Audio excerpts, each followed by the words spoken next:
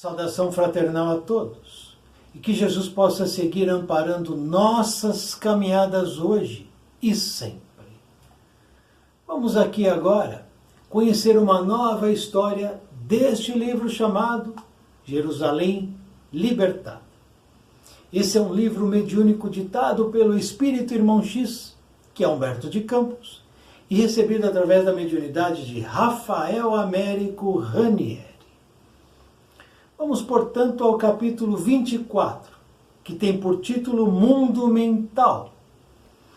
E acompanharemos um relato que tem a ver com pedidos, petição, petitória,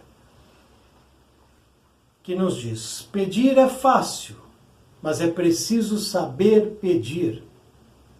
Portanto, sabemos pedir? E mais, o que pedimos? Por que pedimos? E merecemos receber o que a gente pede? São questões que cada um precisa pensar. Não murmureis apenas, como dizia Jesus. Vejamos então o relato em si. O notável orientador do grupo espiritual Antônio de Pádua, que funciona em Olaria, no Rio de Janeiro, iniciara o trabalho na noite com reduzida assistência. Mulheres, velhos, alguns jovens e no mais eram apenas necessitados, que buscavam o alívio imediato para suas dores.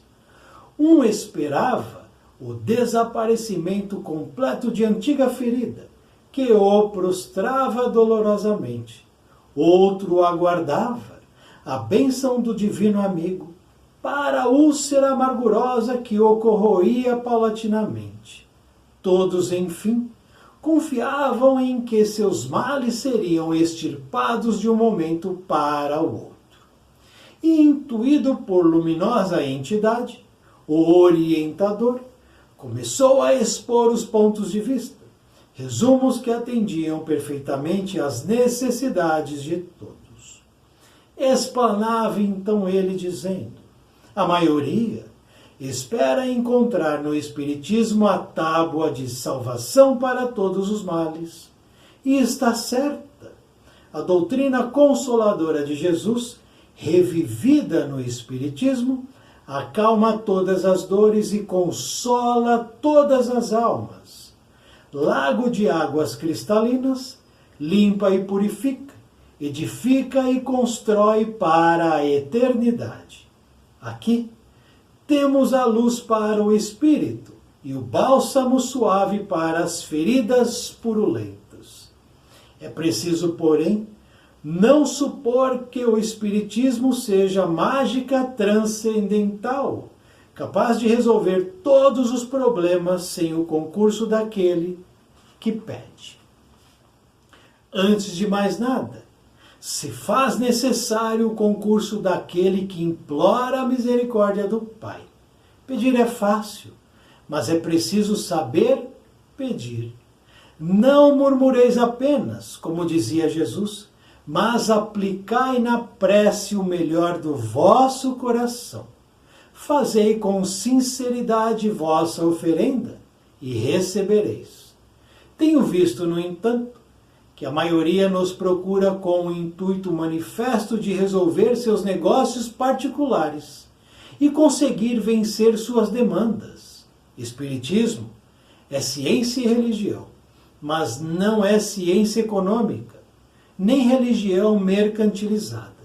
Meus amigos, organizai primeiro a vossa vida mental, organizai o vosso mundo interior, para que a vossa prece tenha o valor de um pedido endereçado ao Criador.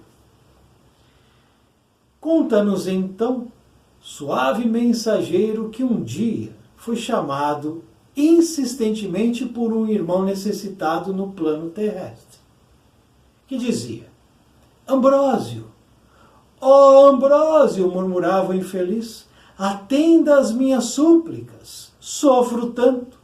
Sê o meu advogado aos pés do Onipotente. Interceda por mim. Ajuda-me que sofro desesperadamente. E o divino mensageiro ouviu a voz lamentosa que vinha do abismo. Condoeu-se do infeliz e foi pedir permissão para auxiliá-lo.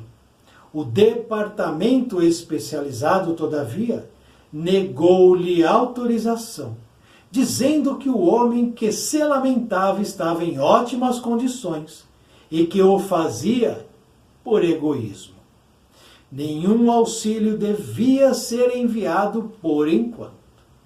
Ambrósio, então muito triste, retornou ao seu trabalho, mas a voz patética continuava a clamar do fundo do abismo.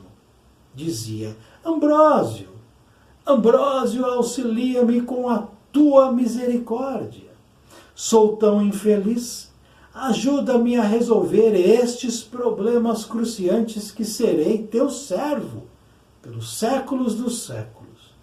Intercede por mim junto a Jesus em meu nome.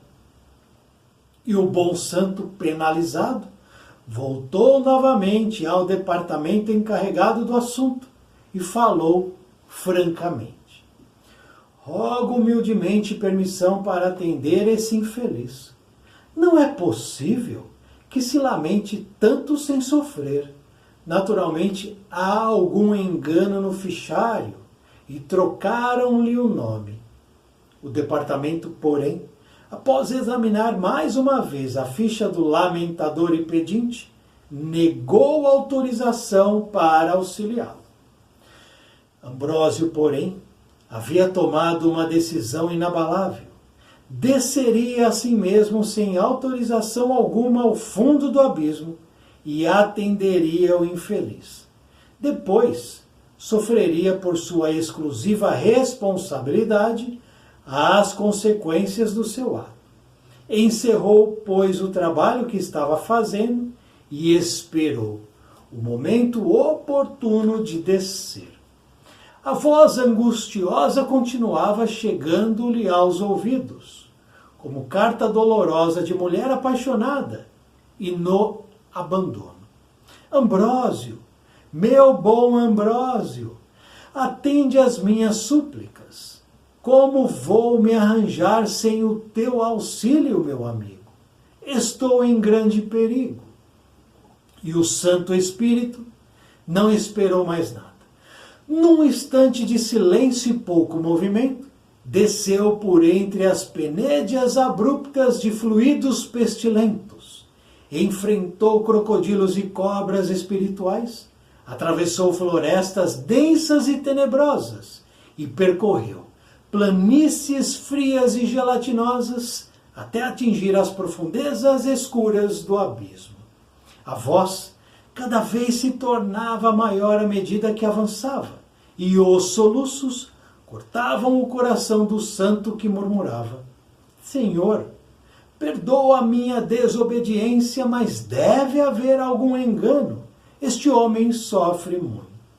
E finalmente, chegou o amigo benevolente à casa do infeliz que se lamentava.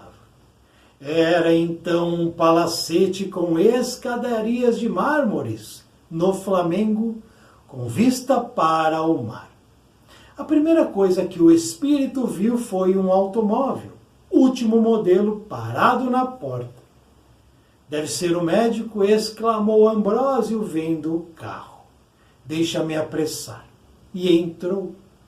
O infeliz jazia numa cadeira, diante de pequena mesa, com a destra na testa amarfanhando os cabelos e tendo na outra mão um lápis. Era um senhor de 45 anos, cabelos grisalhos, pele enrugada, mas ainda cheio de juventude. Ambrósio chegou, pousou-lhe a mão na cabeça e afagou-o mansamente. O homem, sentindo a vibração espiritual do amigo, gritou mais alto: Ambrósio, ajuda-me! O espírito, então, em vista daquele grito cruciante, materializou-se, não sem grande susto do homem que, horrorizado, sacou de um revólver. O que queres? Exclamou ele desvairado. Eu sou Ambrósio, calma. murmurou com ternura o mensageiro. Ouvi sua voz, aqui estou para atendê-lo. Você não me chamou? Muito sem jeito, respondeu o homem. Sim, chamei-vos. E o que quer você, meu filho? O que tem, o que sofre? Diga que eu o ajudarei em nome do Senhor. E o homem, olhando para o espírito, exclamou com um novo brilho nos olhos. Bem, já que estais aqui, vou expor o assunto. Trata-se do seguinte. Sou negociante e tenho em minhas mãos atualmente grandes negócios. Milhares de pessoas dependem de mim. Não é que meus negócios estejam ruins, mas é que joguei uma parte do meu dinheiro no cassino e o perdi. Cerca de 400 contos. Para refazer o que perdi, joguei então nas corridas de cavalo e tornei a perder. O homem suava fitando o santo ao dizer estas coisas, e Ambrósio, acabrunhado e pensativo, contemplava-o severamente. Agora, continuou o infeliz, num golpe de último recurso, comprei um bilhete da loteria e espero ganhar. Mas só vós podereis me salvar. Eu? Gaguejou desta vez admirado o bondoso espírito. Eu não entendo destas questões de loteria.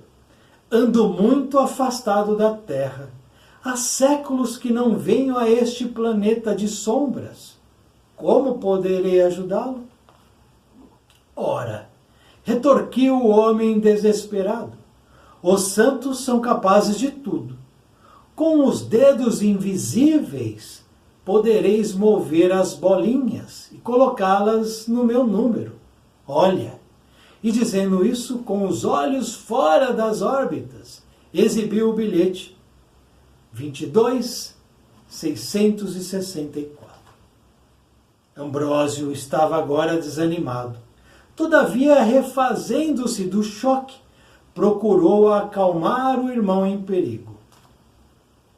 Pois bem, disse o amigo celeste, vamos primeiro fazer as contas. Esquecendo-se o que perdeu no cassino e nas corridas, quais são os seus haveres atuais? Bem, meus haveres atuais, sem isso, ainda somam um total de 1.200 contos. Ambrósio então suspirou, bateu nas costas do homem e explicou. Pensei que você estivesse desesperado porque a sua alma estava às portas do abismo.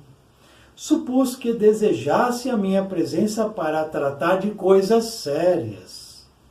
Acreditei mesmo que as pessoas que dependiam de você estavam em perigo.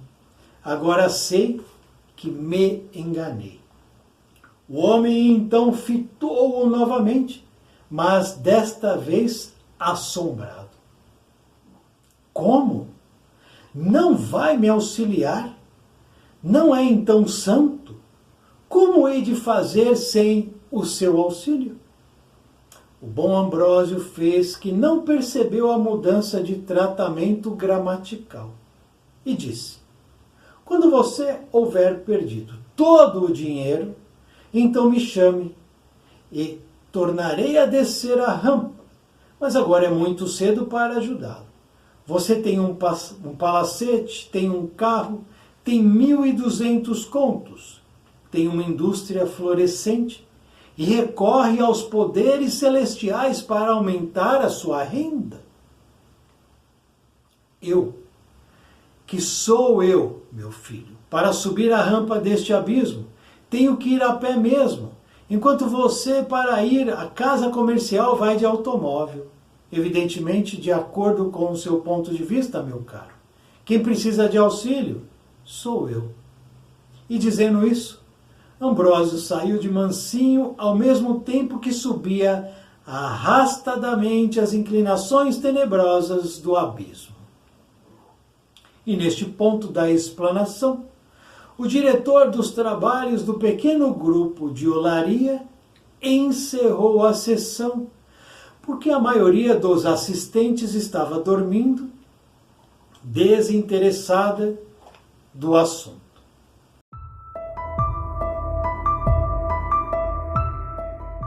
Nos perguntemos então agora, depois de conhecido este capítulo 24, o seguinte: esta lição, essa história, pode ser útil para a minha vida em que sentido? Interrogação.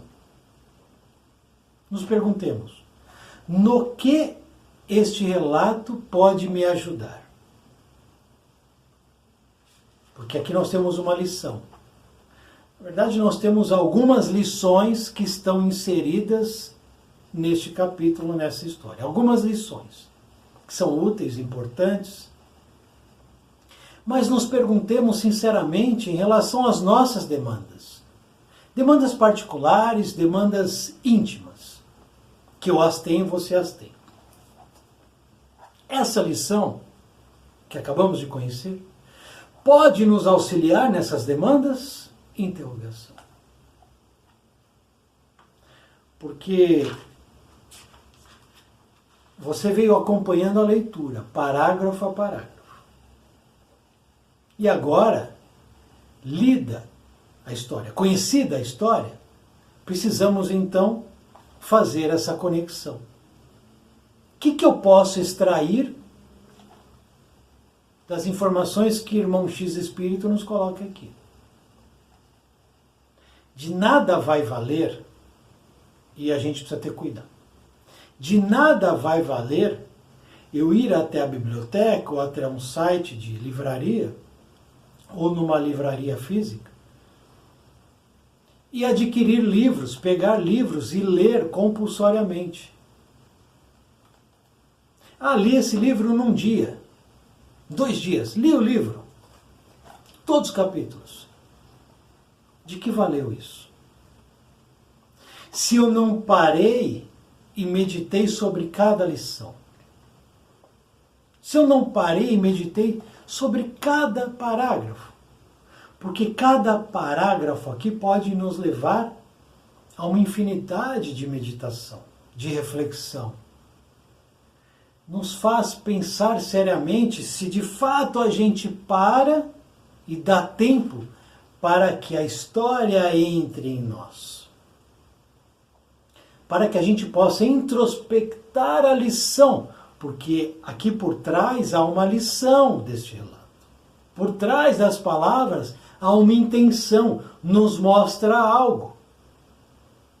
Eu preciso, de fato, colocar isso em primeiro plano, ou seja, a cada lição que a gente apresenta aqui no canal, parar e pensar no que essa lição me é útil. E dar tempo para que ela surta efeito em nossos comportamentos, como remédio.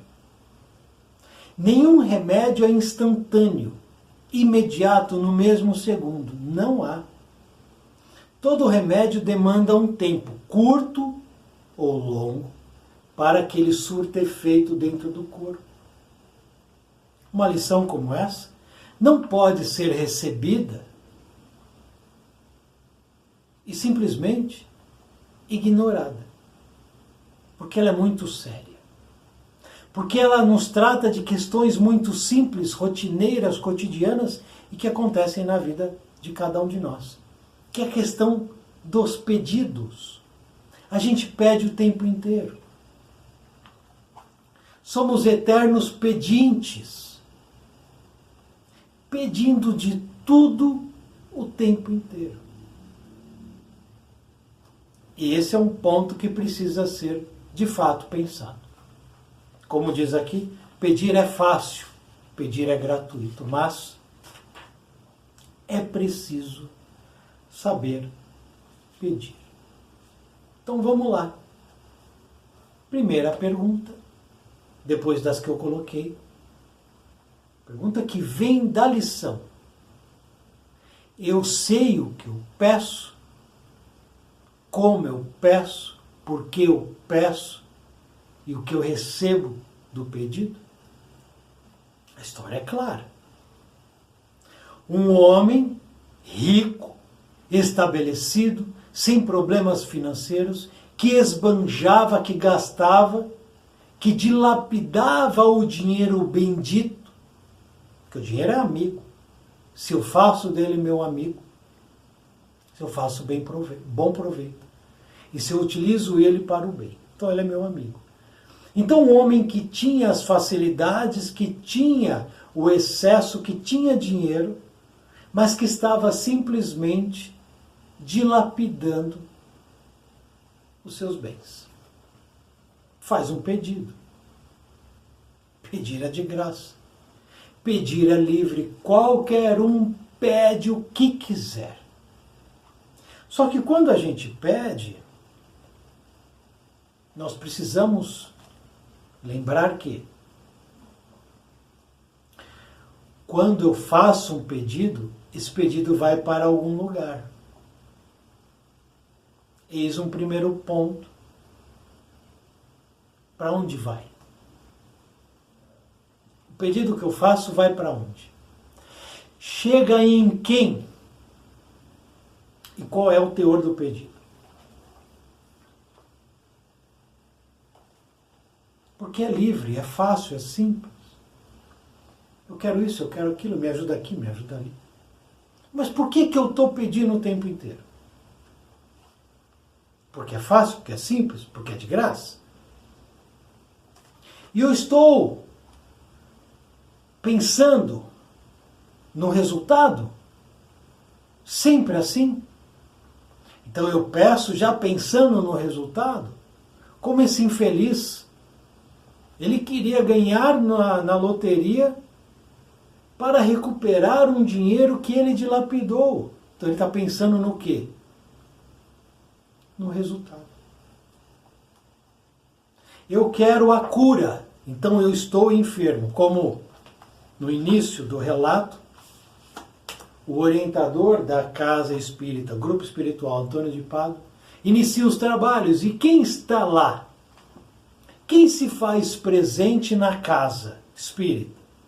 Mulheres, velhos, alguns jovens, um pingado de jovens, e no mais eram apenas necessitados buscando alívio imediato para suas dores. Alívio imediato. Que buscavam, que pediam curas, auxílios, suportes, apoios. Tudo bem? Tudo bem. Mas vejamos a seguinte questão. Eu tenho um corpo saudável. Não cuido do corpo, não cuido da alimentação, não cuido da minha cabeça e acabo entrando por caminhos equivocados e o meu corpo se estraga. Fico doente. Começo a pedir a cura. Eu quero ficar bom, me ajuda. Por quê? Doença não é legal. Enfermidade não é legal. Ninguém fica feliz. Ninguém gosta de sofrer. Então eu peço a cura. Para o que eu quero a cura? Para me livrar da dor e do sofrimento. E se eu me livrar, eu voltarei a ser quem eu era? Voltarei a estragar o corpo? Porque é isso que acontece na grande parcela das curas. Eu peço a cura vem, eu volto no comportamento anterior à doença. Antes da doença me visitar. Volto. E vou repetindo esse modo, esse comportamento, essa maneira de agir.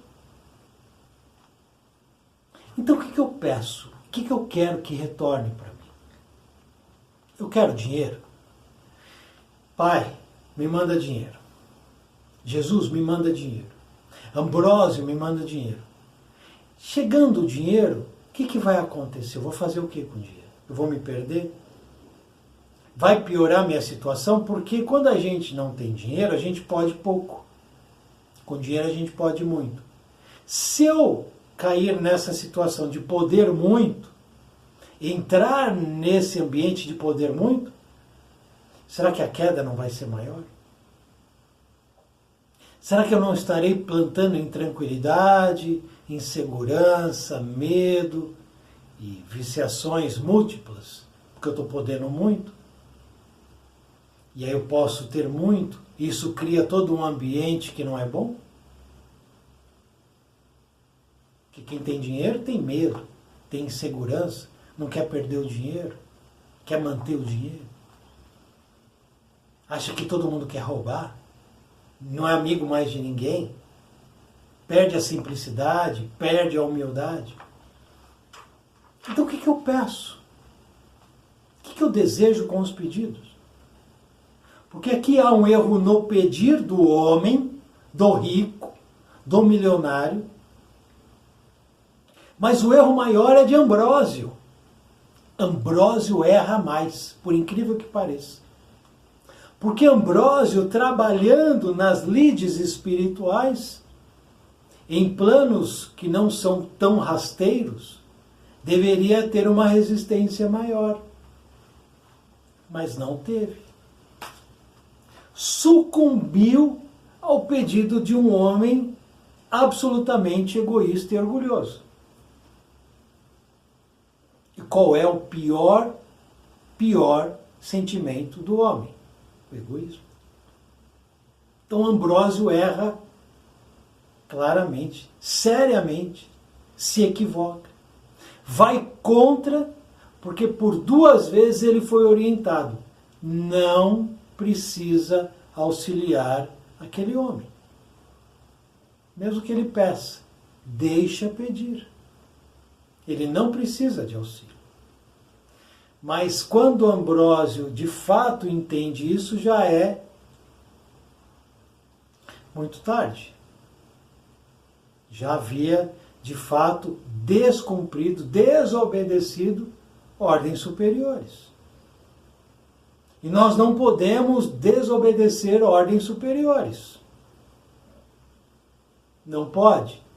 Não pode. Mesmo assim, ele quis ir e ver, e deu no que deu. Então reflitamos. O que a gente pede? Por que a gente pede? Lembremos ainda, Nosso Lar, livro Nosso Lar.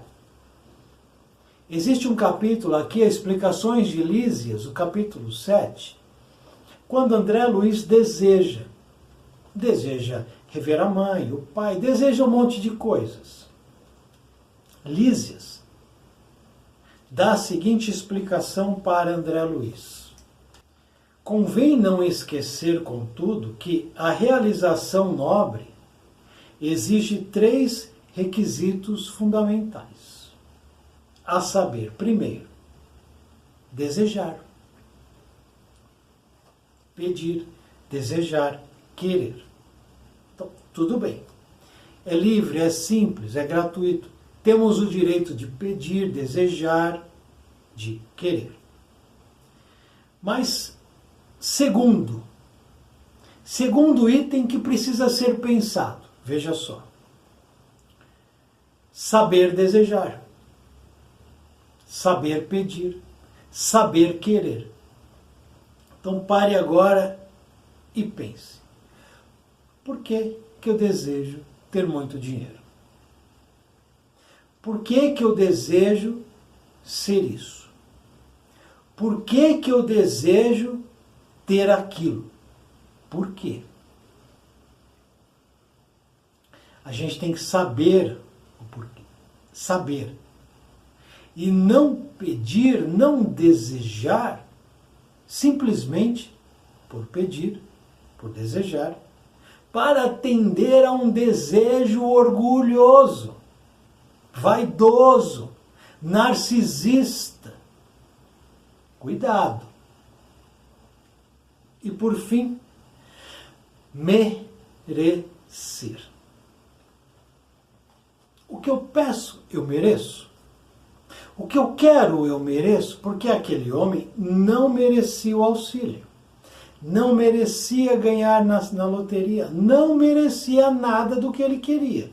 Mas ainda assim o espírito burlou lá as regras e foi lá, pelo menos, ouvir. Cometeu um erro, mas ele não atendeu. Só ouviu, percebeu que errou e parou ali. Mas nós merecemos? Você merece o que você quer? Porque o merecimento não somos nós que definimos. O merecimento vem da história que a gente caminha, que a gente constrói, que a gente percorre. Então, o que eu fiz para merecer? Eu trabalhei. Essa definição não é assim, eu mereço ponto. Não. Eu preciso demonstrar tudo o que eu fiz para, de alguma maneira, merecer o que eu quero. Merecer, ou por outros termos, vontade ativa, trabalho persistente e merecimento justo. Então aqui Lísias aponta uma base que é importante na petitória. Então você quer pedir para Deus, para Jesus, para os mentores, para os trabalhadores da luz, você quer pedir? Não tem problema. Ninguém vai ser julgado, crucificado, apedrejado por pedir. Mas peça, tendo isso aqui como referência. Vontade ativa, eu quero. Eu quero. Vontade. Trabalho persistente, eu quero, mas eu tenho trabalhado para que esse pedido, para que esse desejo aconteça. Eu tenho trabalhado. Tenho feito por onde? E, por fim, merecimento justo. Porque aí quem recebe o pedido, a petitória, vai analisar. Pega a ficha e olha, espera aí, ele tem feito por onde? Ele tem se esforçado. Olha, ele está doente. Ele está doente. Mas ele ainda assim está visitando outros doentes. Ele está enfermo, mas ele tem auxiliado outros enfermos. Ela está carente, mas ainda assim ela está auxiliando mais as pessoas que estão mais carentes do que ela. Então, olha, o trabalho persistente e o merecimento justo. Então, vamos ajudar eles? Vamos ajudar ela? Porque Nossa Senhora, a pessoa tem ajudado os outros, tem trabalhado pelos outros, tem procurado se melhorar, tem aceitado a prova. Então, ao pedir, esse pedido pode ser de fato contemplado. Mas só vai ser contemplado se de novo, houver o mérito, o crédito, ter sentido atender aquela petição. Vejamos aqui, para fechar, no Evangelho segundo o Espiritismo, nós temos aqui 2 capítulos que falam de pedidos, solicitações, etc. Nós temos o capítulo 25, buscai e achareis, e o capítulo 27, pedi e obtereis. 2 capítulos que falam dessas questões. Do que a gente busca, do que a gente pede, do que a gente deseja, que Jesus deixou informações importantes. Jesus diz, por exemplo, aqui, voltando, no capítulo, 25, aqui, Pedi e se vos dará, buscai e achareis, batei a porta e ela vos abrirá, porque todo aquele que pede recebe, quem procura acha, e se abrirá aquele que bater a porta. Então Jesus deixou essa máxima. Porém ela não se encerra aí, porque seria ilógico, pedir e receber, aí seria uma coisa, que não faria nenhum sentido. Vejamos então, aqui, nesse mesmo capítulo, que é o capítulo Pedi e Obtereis, o seguinte: Seria ilógico concluir desta máxima: o que quer que seja que pedirdes pela prece vos será concedido. Não é assim. Claro que não é assim. Que basta pedir para obter.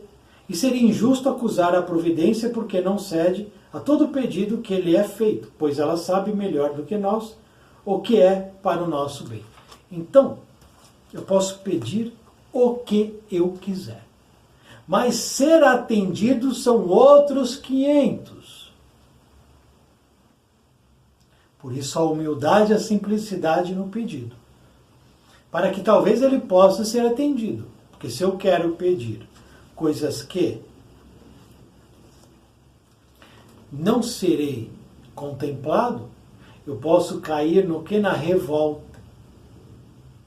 E aí eu fico revoltadinho. Aí eu pedi a cura, Deus não me mandou, vou virar ateu.